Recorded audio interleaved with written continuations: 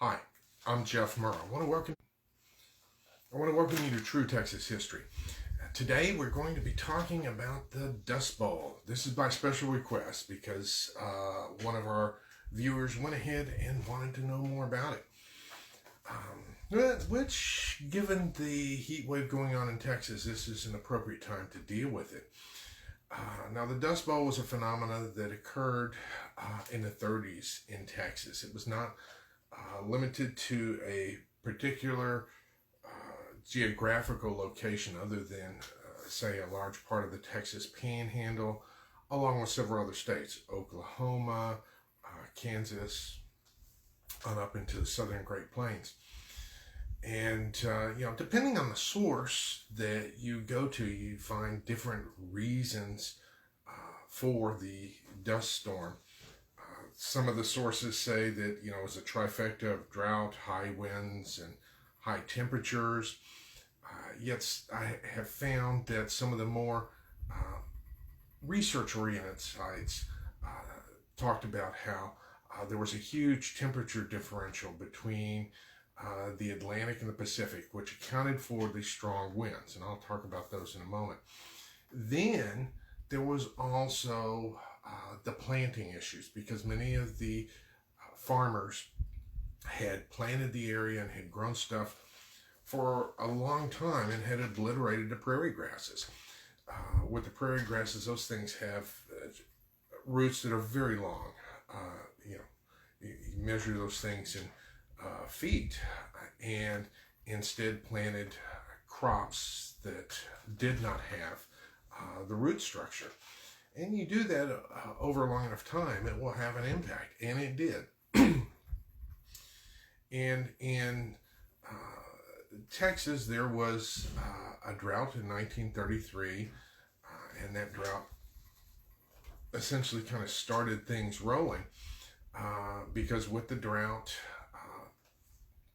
people went ahead and started questioning the farming and left a lot of places fallow. And with the fallow ground, the next year, they also had very high temperatures and high winds. It created a mess. So much so that in the early days, we're talking like 1935, when the dust blew, some of the dust was reached Washington, D.C. So here you are, dust from the Great Plains reaching all the way to Washington, D.C. It was so heavy. In fact, one of the dust storms, one of the biggest dust storms, they refer to as Black Sunday. And with Black Sunday, it started in Oklahoma on April the 14th, 1935, blew through parts of Oklahoma and Texas. Winds going 100 mile an hour plus, carrying thick black soil to where you couldn't even see.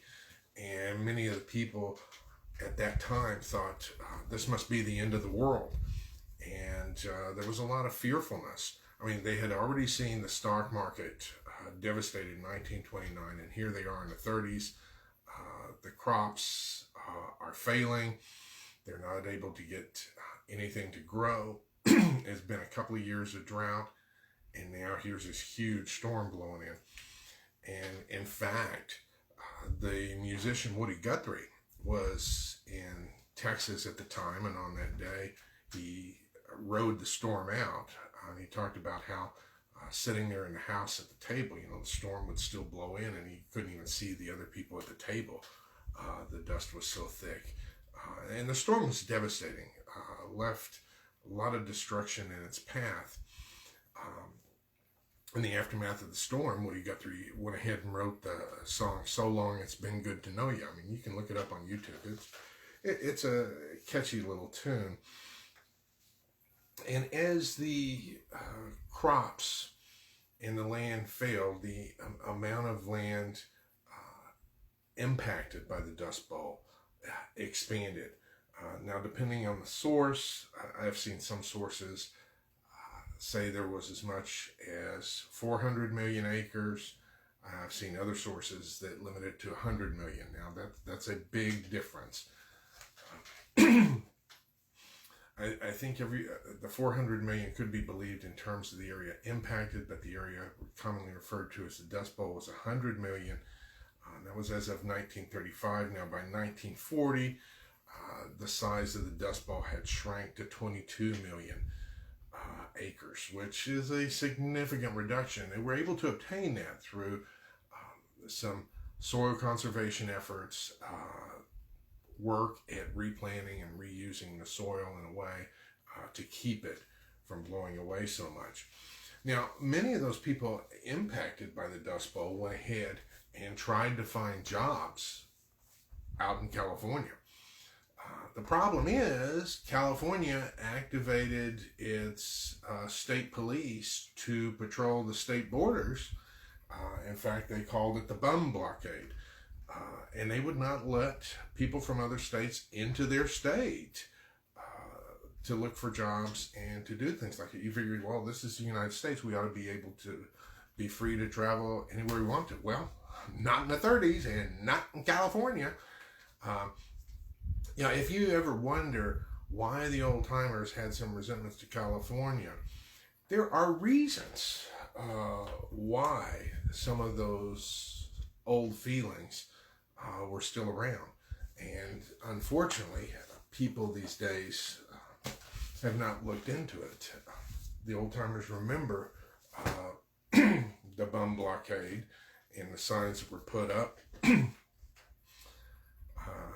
These days, can you imagine California putting up a bum blockade now with all the illegal immigrants? I don't think you would see that now in California, but this is something that happened in the 30s and people had to put up with, and it left a bitter taste in many Americans' mouths. I think World War II changed that because it had people from the different states mixing together, but there was some animosity building up there, and the hardships of the Dust Bowl combined with the Great Depression each contributed to it. Well, I hope you enjoyed this presentation on the Dust Bowl. I just barely touched the surface. There's much more to it, but I wanted to go ahead and answer that special request. If you have any comments or questions, feel free to leave them below. I do incorporate the feedback, and I am working on improving the presentation because some of you had pointed out that I have too many uhs and so forth in my presentation. I'm working on it. And with each video, I hope to keep improving. And so until next time, this is Jeff Murrow wishing you vaya con Dios, my friends. Goodbye.